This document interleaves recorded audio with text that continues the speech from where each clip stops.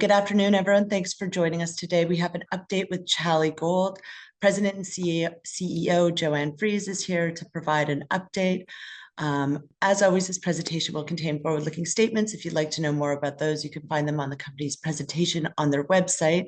The format for today will be an update with Joanne for about 10-15 minutes, and then we'll jump right into Q&A. So if you have any questions, feel free to put them in the Q&A box at the bottom of your screen, or you can email them to me.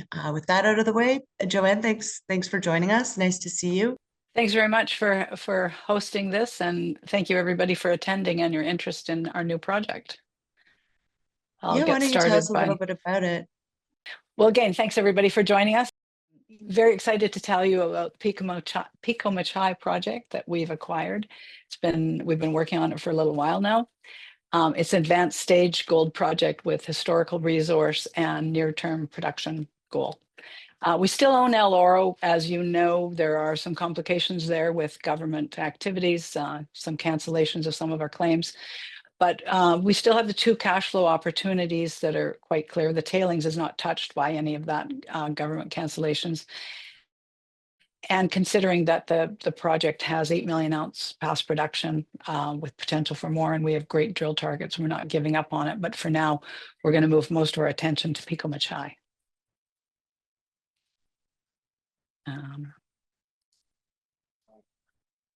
Okay, disclaimer, I think we all know about that, but it's on our website if you want to read further.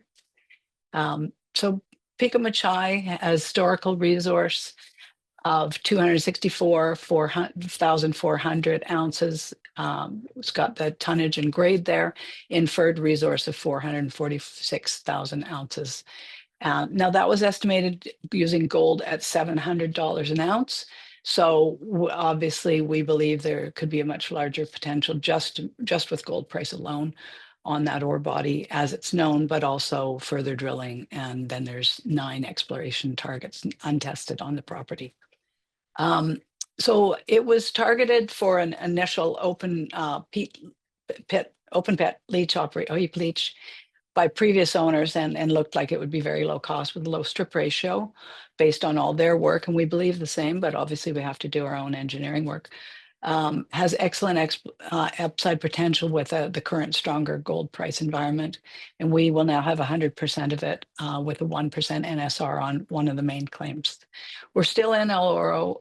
As I mentioned, it's an historic producer of 8 million ounce gold equivalent, multiple events of gold and silver in a stack system, similar to Juanicipio and several other Mexican low sulfidation environments, and still have the 2 cash flow potential. And as I mentioned, the tailings is not affected by the current issues with the government.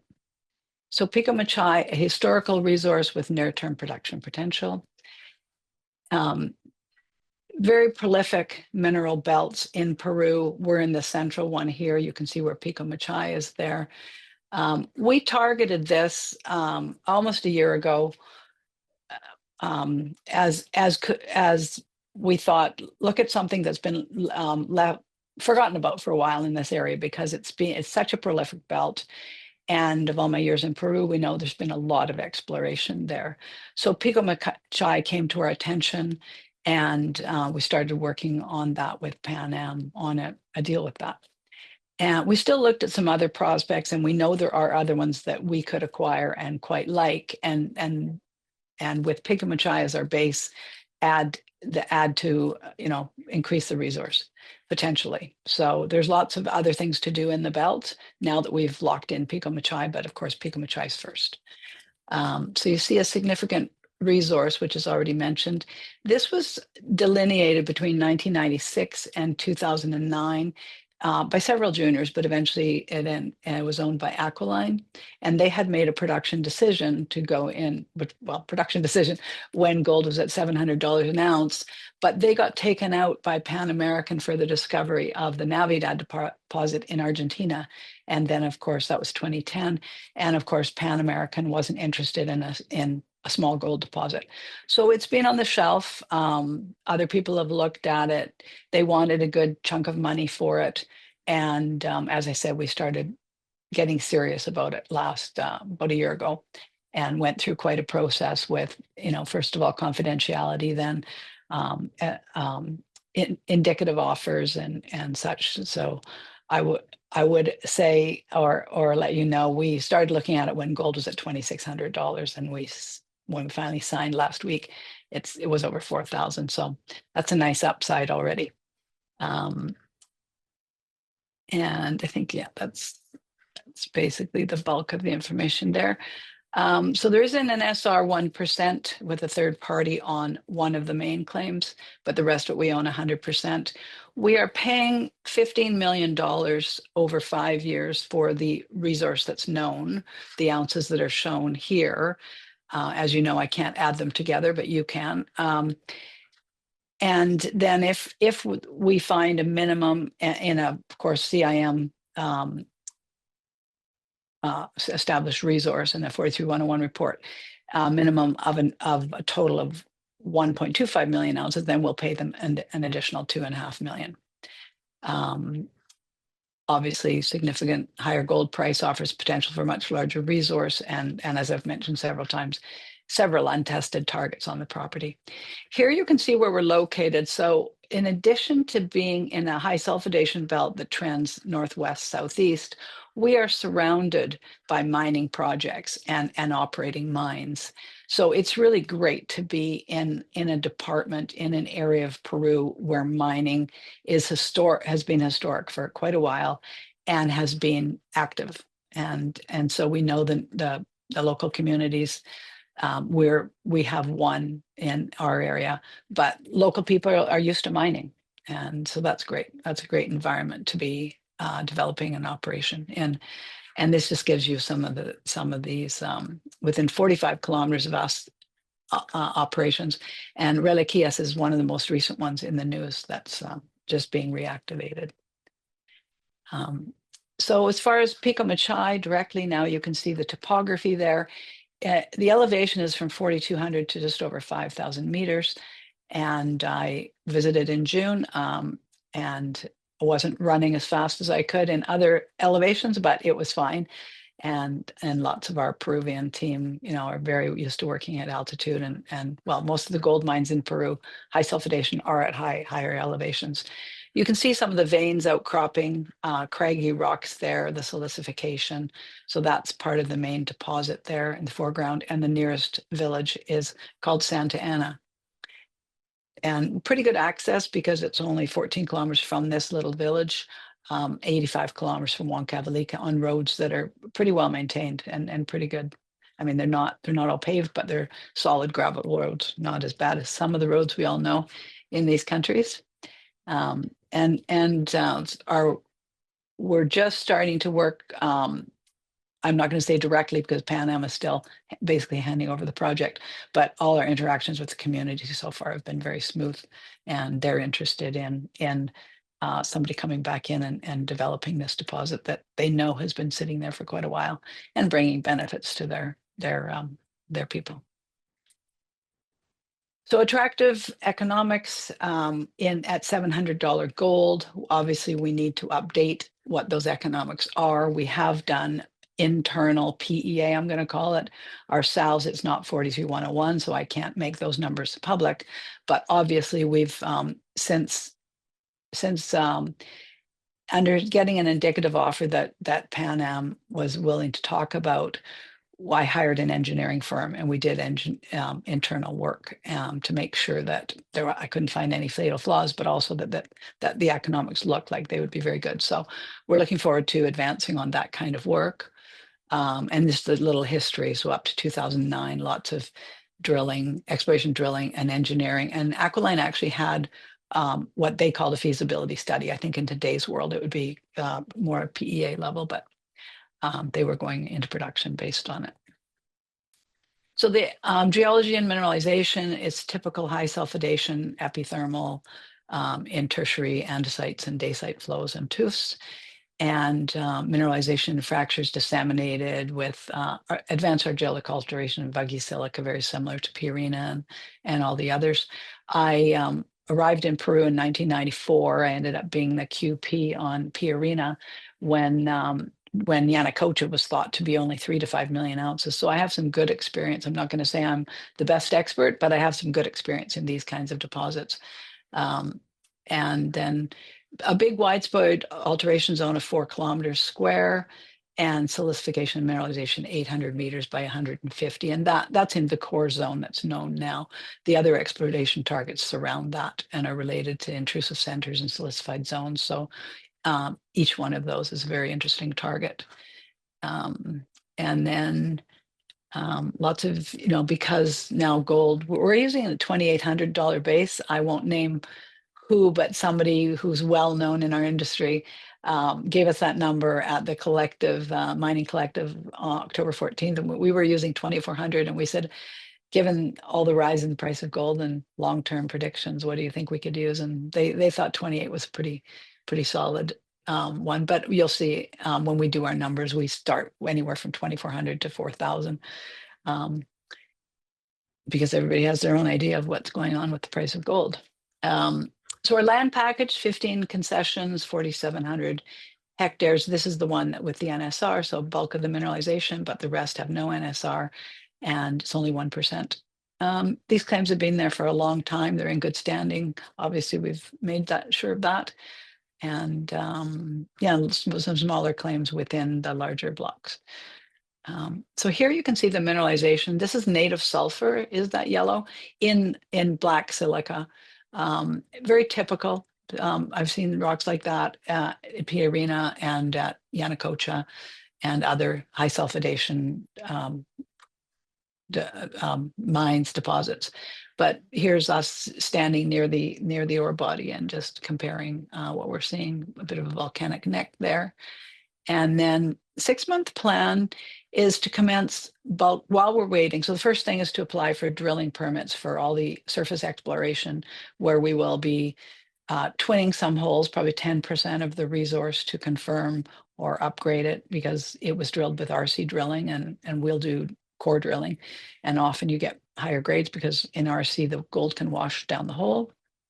But right away, we'll be able to commence bulk sampling, probably some underground drilling, as there are some old underground workings. You can see here some crosscuts.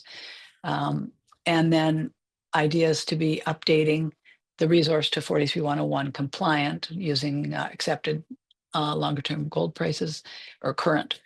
Update a PEA to really understand the robust economics, and then commence metallurgical test work, which has already been done, quite a bit of it, but obviously needs more. Share purchase transaction, on closing, we will pay $500,000, and then staged payments, which are $1.5 million each first year, second year. Then it gets a little more serious, $4 million after 3 years, $3 million after 4, and then 4.5 after 5. Now, if we get into production sooner than 5 years, we'll be paying that money sooner. And then 2.5 only on delineating a minimum. Well, it's actually more than 1.25. So a total of 17.5. So if you look at the current resource and paying $15 million, that's an average price of just under $21 an ounce. And if we're getting minimum of 125 million ounces with the 17.5, then that's $14 an ounce. So we think that's pretty good. Very comfortable with that. It's got significant, besides the resource already known, significant expenditures to date. There's a lot of data, drilling, met tests, previous EIAs, engineering studies, potential to improve recoveries with additional test work. All drilling to date, I mentioned, is reverse circ. So we'll be doing diamond drilling and more bulk sampling, see if the grades are actually a little higher. We believe there's an opportunity to start with a phase 1 leach operation, which recoveries in all the old work has been estimated at 70%. Then move to a phase 2 with a milling operation where you get 90 to 95% recovery, and basically pay for the mill out of the leach operation. That's our main idea, as to make the most out of this deposit at this time. But obviously we need to do a PEA to 42, public 43-101 PEA to be able to lock down those numbers.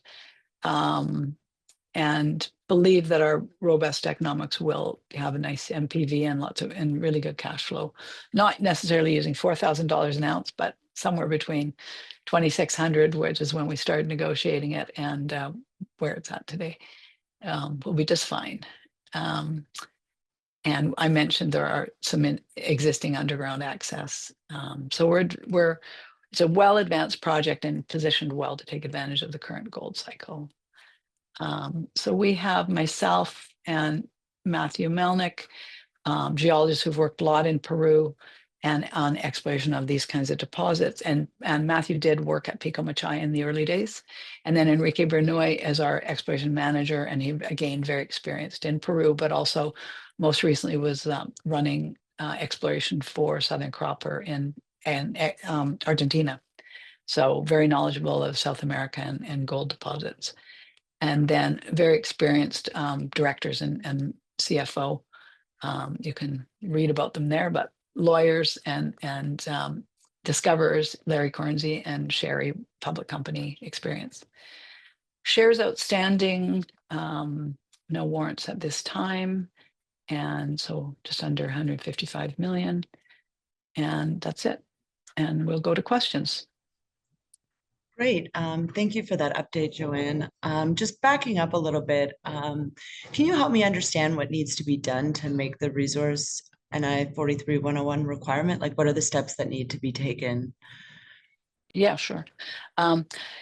It's interesting because the resource is showing on Pan Am's website right now as a current resource, but because we've just bought it, it now becomes a historic resource just because we're the new owners.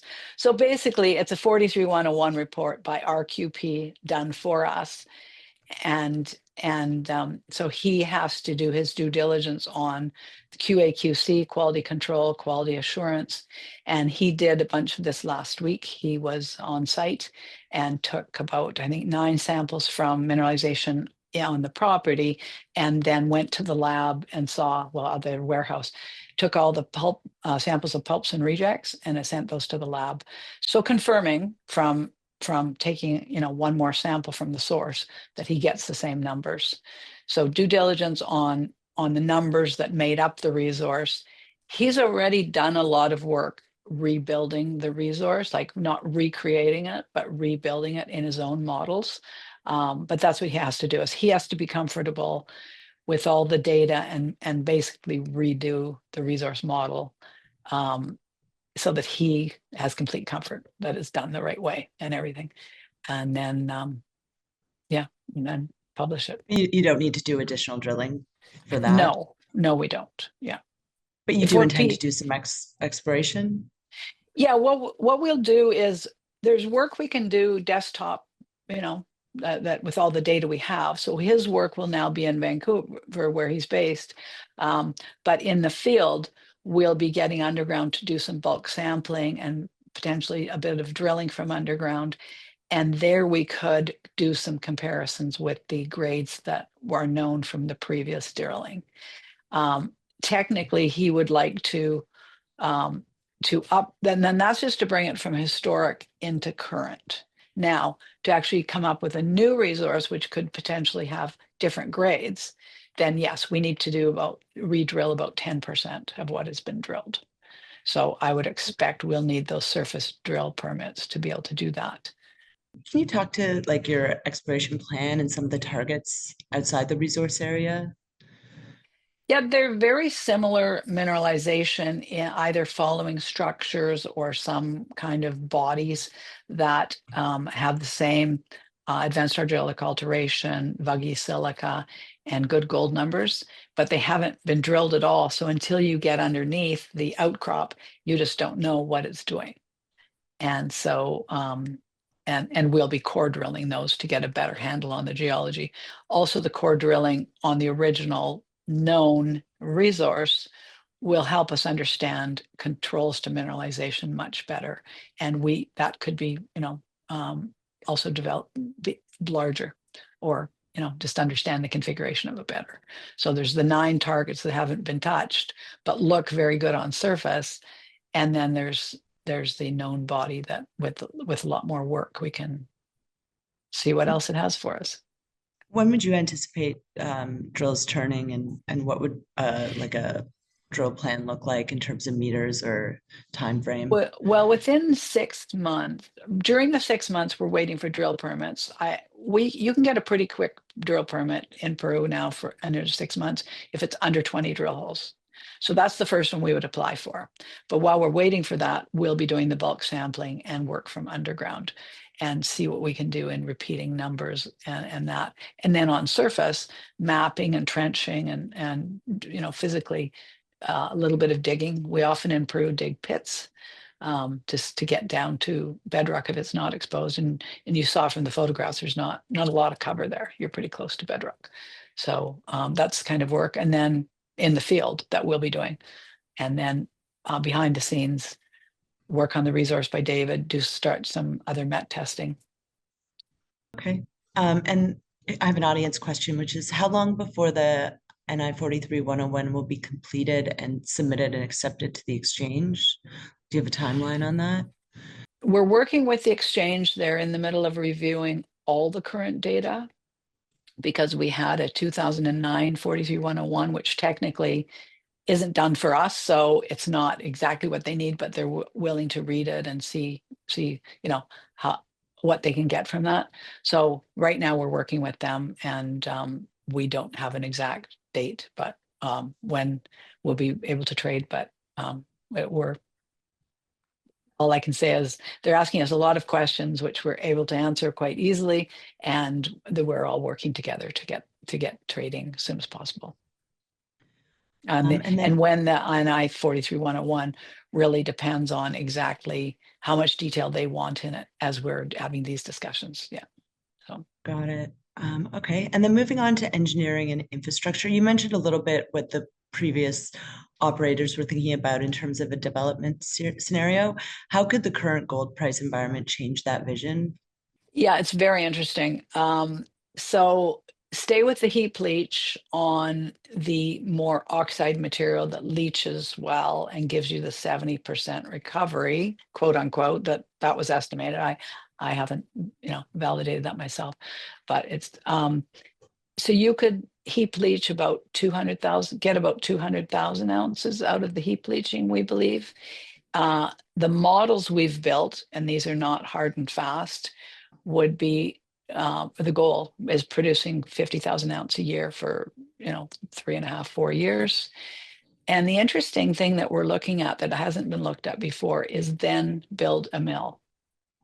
And because your recoveries with milling are 90 to 95% estimated again, and we don't have all the exact costs, although we've certainly done some estimates, current estimates, but the mill could be funded by the cash flow from the heap leach. So then you could have a much larger operation and long term. Those are the new ideas. Yeah. Interesting. And what metallurgical work has been done to date? Bottle roll tests, and let me just check my notes here if you don't mind. Yeah, column leach test, bottle roll test. It started out with just cyanide test by agitation. Then second phase was solubility, bottle roll test, column leach test. And then there was a third phase, which is again, smaller columns and increased cyanide concentration and just more detailed in the same thing. But yeah, that's what's been done so far. I believe Pan Am, well, I do know Pan Am did a bit of testing as well, but it's not as well documented. But we've read the reports and they concur with what was seen here. So, but obviously we'll have a more in-depth look. Yeah, makes sense. You referenced needing permits for drilling. Like, what permits are actually in place and what permits would be needed, assuming near-term production? Right. There's actually no permits in place with Pan American's name on them. There are a couple of informal miners style of permits, which are called re-infos, and those can allow you to do some work. Well, they allow some underground work. So that's why we can get underground soon. But the surface drilling we think take 6 months. Yeah. Okay. But and then you need water and you need all that. But right now we don't based on what's already going on in the project, we don't need anything to get started with the work I described. And then Okay. 6 months for the other. Yeah. Got it. And you referenced your team having Peru experience. Maybe you could elaborate on this because I think it's a really valid point. Yeah, sure. Well, I started working in Peru in 94, started Candente Resource Corp in 97, spun out into Candente Copper and Candente Gold in 2010, and then changed the name. So Candente Copper is now Alta Copper, and I'm a big shareholder, but not with the company anymore. And then Xali Gold was Candente Gold. And so I've been able to put together a team of people that had worked with me before on both the gold and the copper in Peru. And we're not working for Alta Copper at the moment. So Enrique Bernoy had been in Argentina running all the exploration for Southern Peru copper. And he had decided to move back to Peru and so he's our exploration manager. And then another geologist, Oswaldo Ramos, he's from Puno, so he loves running around at 5,000 meters elevation. And again, we've worked on gold exploration over the years, and he's on our team. And then we have community relations person who's very experienced in Ecuador and Peru in negotiating and working with communities, but also informal miners and those kind of things. His name's Jorge Zayas. And then other guys that are drivers, field assistants, that sort of thing that again, we've all worked for many years. So we're already a team. Yeah. Awesome. Well, it sounds like you have a lot of in-country experience, which I think is important. Can you talk a little bit about the fundraising strategy for the acquisition? Yeah, first of all, it would be nice to be trading so that we can rewrite our share price, our market cap. Now that's number one. But in the meantime, now that we were able to get the announcement out, we're starting to talk to people about various styles of financing, and we're very interested in a strategic investment that could involve some kind of forward sale of gold, not a restrictive, agreement that locked up too much, but streaming agreement. But certainly happy to talk to streaming companies and strategic investors that are interested in something that can be in production in 2 to 3 years, and has a lot of exploration upside. So we have heard from various people. I mean, I got a question this morning about, what percentage of whatever could somebody have for $2 million? And I'm saying I'm not ready to answer that question. Let's get trading and let's have further discussions with all sorts of groups. Makes sense. Yeah. So I have an audience question, which I'm just going to reconfigure. So how much money do you have in the treasury, and what would be your budget for like the next 6 months? Yeah, we don't have any money in the treasury. So our budget, so we have to raise money. Our budget is minimum $1 million, but we prefer to have 2. Yeah. To really get going aggressively on all the work that we've mentioned. Yeah. And pay Pan American $500,000. And upon closing, would Pico become your flagship asset and top focus for the Absolutely. company? Absolutely. Yeah. And then one last question from me, and if anyone in the audience has questions, feel free to enter them before the end of the session. Can you maybe just remind us of some of the key news items investors should watch for from Xali over the coming months? Absolutely. It'll be results of sampling on surface, results of bulk sampling, results from any drilling we can do from underground, the updated resource that David Thomas will be working on, and then when we can do a PEA, which we have enough data to do a PEA. We don't need further drilling to do a PEA. Yeah, but we'll see. We have to evaluate everything because what makes sense. But we'll be on the ground and it'll be very active. Yeah. Awesome. Well, I don't see any further audience questions. I think that really helps me understand the story a bit better and the strategy. Looking forward to hopefully getting you trading again soon. Be great to see. Thank you. Yeah. Was there anything you wanted to talk about today, Joanne, that we didn't cover in the session?